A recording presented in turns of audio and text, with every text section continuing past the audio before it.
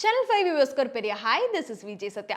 இப்போ மோஸ்ட்லி படங்களை தாண்டி எல்லாருமே இந்த வெப் சீரிஸ்க்கு அடிக்டடாக இருக்கும் அப்படின்னு தாங்க நினைக்கிறேன். அது மட்டும் இல்லாமல் எல்லா ஓடிடி பிளாட்ஃபார்மே வந்து போட்டி போட்டு நல்ல நல்ல கண்டென்ட்ல வெப் சீரிஸ் எல்லாமே வந்து கொடுத்துட்ருக்காங்க. ஸோ இப்போ எல்லாருமே வந்து எந்த பிளாட்ஃபார்மில் என்ன சீரிஸ் வெளியாக இருக்குது அப்படின்னு சொல்லிட்டு தான் வந்து எல்லாரும் வெயிட் பண்ணிட்டு இருக்கோம்.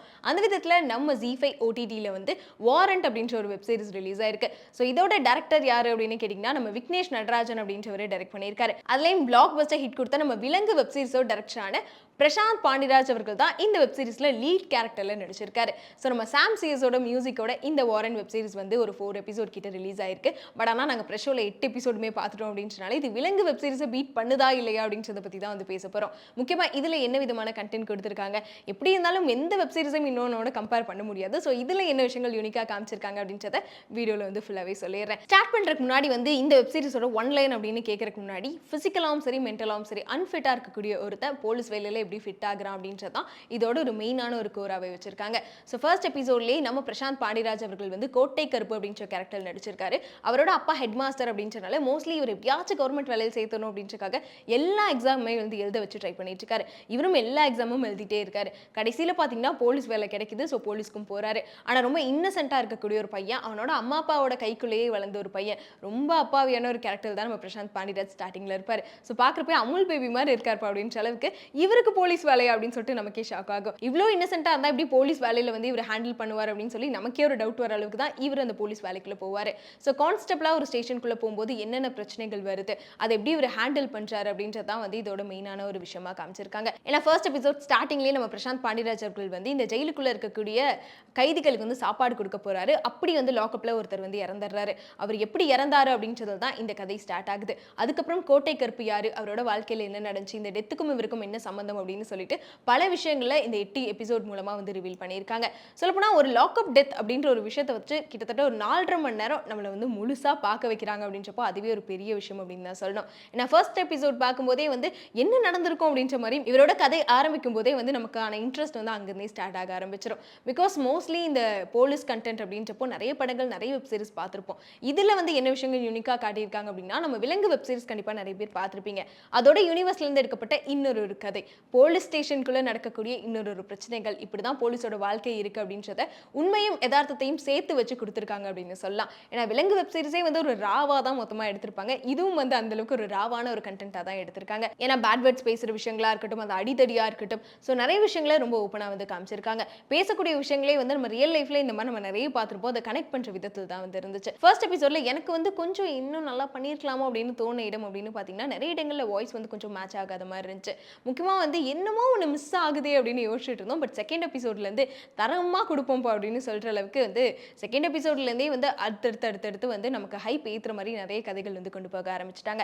ஏன்னா போலீஸோட வாழ்க்கை அப்படின்றப்போ இவர் கான்ஸ்டபிளாக உள்ள போகும்போது நிறைய விஷயங்களை வந்து சந்திக்கிறாரு. ஏன்னா ஒரு இன்னசென்ட்டான ஒரு பையன் வந்து அந்த போலீஸ் வேலைக்குள்ள போகும்போது கான்ஸ்டபிளாக போகும்போது என்னென்ன பிரச்சனைகளை ஹேண்டில் பண்ணுறாரு, ஒரு கேஸ் பிடிக்க தரல, அங்கே இருக்க என்னென்ன ப்ரொசீஜர்னு எதுவுமே தெரியாமல் தான் உள்ள போகிறாரு. முக்கியமாக நிறைய கேலி கிண்டல்களுக்கு உள்ளாகிறாரு நம்ம பிரசாந்த் பாண்டிராஜ் அவர்கள். அப்படி இருக்கும்போது இவரோட பேரே மாற்றி தான் எல்லாருமே வந்து கேலி பண்ணி கூப்பிடுறாங்க.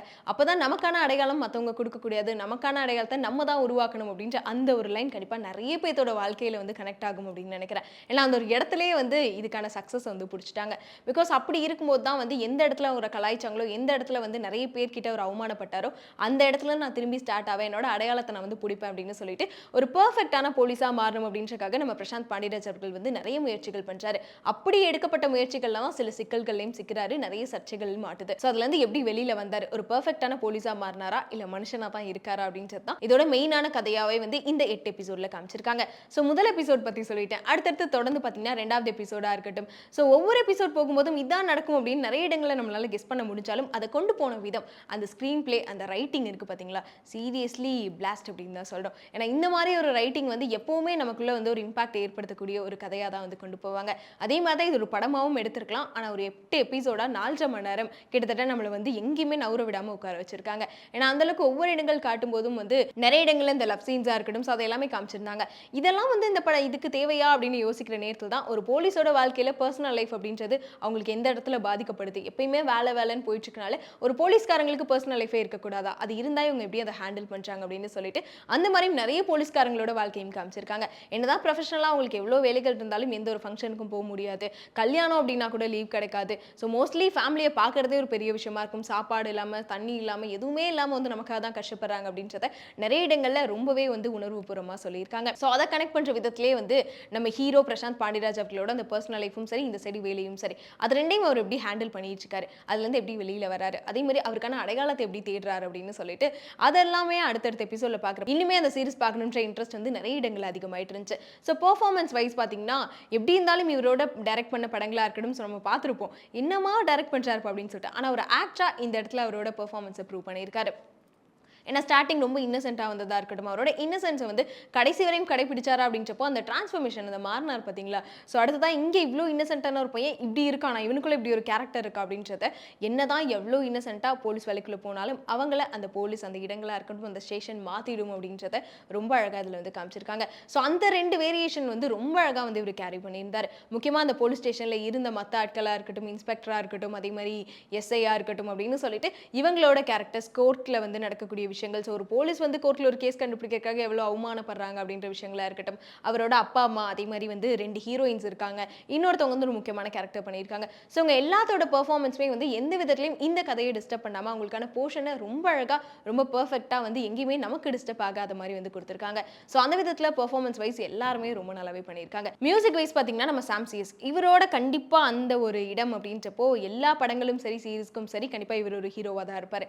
அந்த விதத்தில் இன்ட்ரோ மியூசிக்காக இருக்கட்டும், அதே மாதிரி நம்ம கோட்டை கருப்பு அவரோட அந்த இன்னசென்ட்டான விஷயங்களா இருக்கட்டும், அதே மாதிரி வந்து ஹீரோயின்ஸ் கூட இருக்கக்கூடிய அந்த லவ் சாங்ஸாக இருக்கட்டும், அங்கிட்டு மாறும்போது காட்டக்கூடிய மாசான சீன்ஸ் அப்படின்னு சொல்லி ஒவ்வொரு வேரியேஷன்லையும் இவரோட மியூசிக் வந்து பல இடங்களில் பேசப்பட்டுச்சு. ஸோ கண்டிப்பாக இந்த வெப் சீரிஸ்க்கு வந்து மியூசிக் ரொம்பவே வந்து கை கொடுத்துருக்கு அப்படின்னு சொல்லலாம். மோஸ்ட்லி கிரைம் த்ரில்லருக்கு ரொம்ப முக்கியமான விஷயமே வந்து மியூசிக்காக இருக்கட்டும் இல்லை சாங்ஸாக இருக்கட்டும். ஸோ அந்த விதத்தில் இந்த மியூசிக் அப்படின்னு எடுத்துக்கிட்டப்போ படத்துக்கு ஒரு பெரிய பெரிய தூண் அப்படின்னு தான் சொல்லணும். டோட்டலாகவே பார்த்தீங்கன்னா விலங்கு வெப் சீரிஸை பீட் பண்ணிச்சா இல்லையா அப்படின்றதுலாம் இல்லைங்க. இது கண்டிப்பாக ஜீ5ல வந்து நிறைய நல்ல கண்டென்ட் கொடுத்துட்டு நேரத்தில் இதுவும் ஒரு நல்ல கண்டென்ட்டாக மக்கள் மத்தியில் போய் சேரும் அப்படின்னு தான் நினைக்கிறேன். ஏன்னா உங்களுக்கு கண்டிப்பாக இது வந்து ஒரு என்டர்டைன்மெண்ட்டான, அதுவும் இல்லாமல் கிரைம் த்ரில்லர் உங்களுக்கு ரொம்ப பார்க்க பிடிக்கும் அப்படின்னா இது ஒவ்வொரு எபிசோட்லையும் உங்களுக்கான ஹைப் வந்து இது ஏற்றிட்டே தான் இருக்குது. முக்கியமாக ஒரு நல்ல கருத்து, ஒரு சோஷியல் மெசேஜாக இருக்கட்டும், எப்பவும் சொல்கிற மாதிரியே இதுலேயும் வந்து மக்கள் தெரிஞ்சுக்க வேண்டிய விஷயங்களை நிறைய விஷயங்களை ரொம்ப ஓப்பனாக ரொம்ப யதார்த்தமாக பேசியிருக்காங்க.